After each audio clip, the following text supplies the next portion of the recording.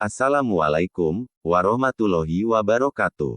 Halo pembelajar, sebelum kita membahas materinya, sangat disarankan kepada yang baru bergabung, untuk mengosongkan gelasnya terlebih dahulu, atau menyimpan teori-teori sebelumnya, secara perlahan agar mudah memahami materi ini dengan baik. Konsep gelas kosong itu, istilah sederhananya adalah kembali masuk ke kondisi tidak mengetahui. Seseorang, untuk mempelajari sesuatu yang dia belum tahu, dia perlu masuk dulu ke kondisi tidak mengetahui, karena kalau masih ada dalam kondisi merasa mengetahui maka dia belum benar-benar ada dalam kondisi belajar, sehingga akan sulit memahami penjelasan paling sederhana sekalipun. Baiklah, kita mulai dengan bacaan basmalah. Bismillahirrohmanirrohim. Pendekatan dalam perencanaan pendidikan dimaksudkan untuk memenuhi permintaan masyarakat, kebutuhan tenaga kerja, dan nilai balik pendidikan terpadu dengan segala aspeknya merupakan alternatif perencanaan yang dapat memadukan ketiga pendekatan tersebut. Pengertian dan definisi sistem adalah suatu kesatuan yang terdiri atas komponen atau elemen yang saling berinteraksi, saling terkait, atau saling bergantung membentuk keseluruhan yang kompleks. Secara sederhana, suatu sistem dapat diartikan sebagai suatu kumpulan atau himpunan dari unsur, komponen atau variabel-variabel yang terorganisasi, saling berinteraksi, saling tergantung satu sama lain dan terpadu untuk mencapai suatu tujuan. Unsur-unsur yang mewakili suatu sistem secara umum adalah masukan atau input, pengolahan atau proses, dan keluaran, output.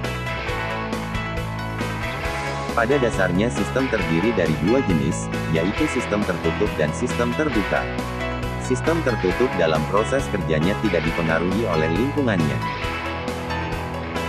Sedangkan sistem terbuka dalam proses kegiatannya memperoleh masukan atau berhubungan secara dinamik dengan sistem yang lain di luar lingkungan sistemnya. Lingkungan merupakan batas antara satu sistem dengan sistem lainnya. Makin terbuka suatu sistem, makin perilakunya terpengaruhi oleh lingkungannya. Lingkungan suatu sistem merupakan pembeda antara satu sistem dengan sistem yang lain. Salah satu konsep yang penting dipahami dalam membicarakan konsep sistem adalah konsep entropi. Istilah entropi adalah suatu istilah yang dipinjam dari ilmu termodinamika, yang menggambarkan suatu keadaan yang tidak teratur dalam suatu sistem. Melalui istilah entropi, dapat dipahami kemampuan dan keterbatasan suatu sistem dalam mencapai fungsi dan tujuannya.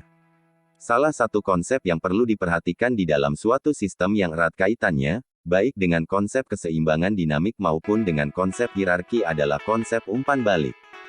Konsep ini sangat penting dalam rangka memahami bagaimana sebuah sistem memelihara suatu keadaan lingkungan yang dinamik. Melalui proses umpan balik, suatu sistem secara berkesinambungan terus menerima informasi dari lingkungannya untuk tetap dapat menyesuaikan diri dengan lingkungannya. Perencanaan pendidikan merupakan suatu proses yang mempersiapkan seperangkat alternatif keputusan bagi kegiatan masa depan yang diarahkan kepada pencapaian tujuan dengan usaha yang optimal dan mempertimbangkan kenyataan-kenyataan yang ada di bidang ekonomi, sosial, budaya serta menyeluruh suatu negara. Dalam pendekatan sistem, pendidikan diposisikan sebagai proses manajemen, yakni prosedur memonitor kegiatan untuk memberikan penilaian perkembangan kegiatan, dengan teliti berdasarkan kriteria yang baku.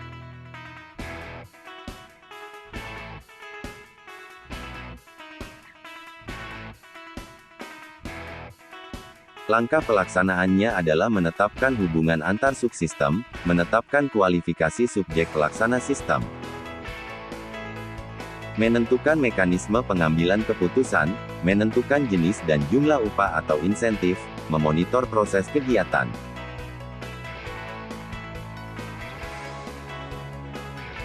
mengukur kesesuaian hasil dengan rancangan yang telah ditetapkan, serta menyiapkan rancangan perbaikan bagi proses dan hasil yang tidak sesuai rancangan awal.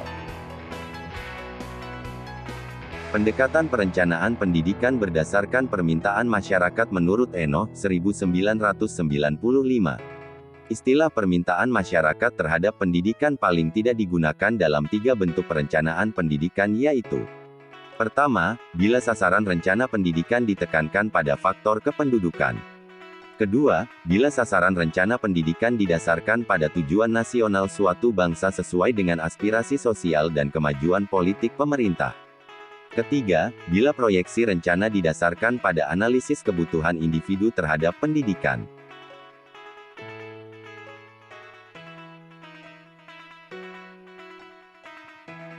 Perencanaan pendidikan berdasarkan kebutuhan tenaga kerja. Pendekatan ini merupakan salah satu pendekatan yang sering digunakan untuk mengintegrasikan faktor ekonomi ke dalam perencanaan pendidikan. Pendekatan perencanaan pendidikan berdasarkan nilai balik, pendekatan rate of return di dalam perencanaan pendidikan pada model ekonomi. Pendekatan ini digunakan untuk memungkinkan mengadakan perbandingan secara ekonomis antara investasi yang diberikan pada sistem pendidikan dengan investasi yang diberikan kepada sektor ekonomi lainnya. Demikianlah ulasan singkat mengenai materi ini.